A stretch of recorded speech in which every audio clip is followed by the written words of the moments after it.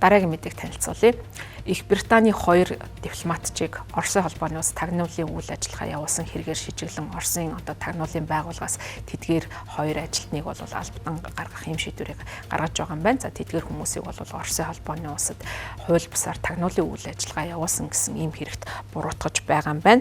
За уг хэрэгт буруутгаж байгаа хүмүүсийн хувьд бол Их Британий элчин сайдын яамны 2 дугаар нарийн бичгийн дарга, 1 дугаар нарийн бичгийн даргын гэр бүлийн хүн байсан тухай мэдээллийг Оросын холбооны улсын аюулгүй байдлын алба болох FSB-гээс бол албаныхаа мэдээлэл бол дурдсан байна. За энэ мэдээлэлтэй бол элчин сайдын яамны халахвчин дор Их Британий албаныхан тагнуулын үйл ажиллагаа явуулж байсныг бол сөрөг тагнуулын үйл ажиллагааны үр дүнд бол илрүүлсэн.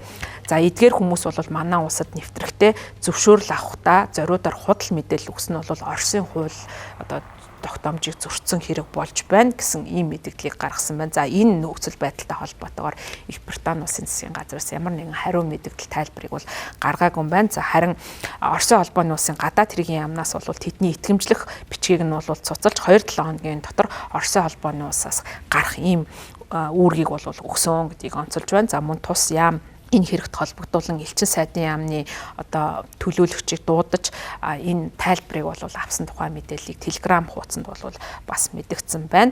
За Оросын холбооны улс бол Их Британтай холбоотой харилцаа бол нэлээд энэ тагнуулын үйл ажиллагаатай холбоотой хүнд нөхцөл байдал бол үүссэн. Ерөнхийдөө бол 2 улсын харилцаа нэлээд хүүтэрсэн байдалтай байгаа. За гол нь бол Оросын холбооны улсын ерөнхийлөгч Владимир Путин засгийн эрхийг барьж байх хугацаанд бол тагнуулын дуулаа шугамтай холбоотой асуудал хийхэн оролцсон. За тухайлах юм бол 2006 онд Оросын тагнуулчаар ажиллаж байсан, Кремлийг шүүмжиж байсан Александр Литвиненког Лондонд хордуулсан хардлага бол болсон. За энд бол Оросын холбооны улс байгаа гэдгийг бол Их Британи тухайн үед буруутгасан ийм мэдээллийг бол гаргаж байсан. За мөн 2018 онд бол Их Британи болон түүний холбоотнууд хуучин давхар агентаар ажиллаж байсан Сергей Скрипалийг бол зөвлөлт холбоотой улсын үед хэрэгжилж байсан мэдрэлийг гэмтээдэг Новачекаар хордуулахыг завдсан ийм хэрэгт бол Оросын холбооны улсын элчин сайдын яамныхан буруутай гэж үзэж тус яамд ажиллаж байсан олон 10 албан тушаалтны тухайн үед өөрийн нутаг дэвсгэрээс албатан гарах шийдвэрийг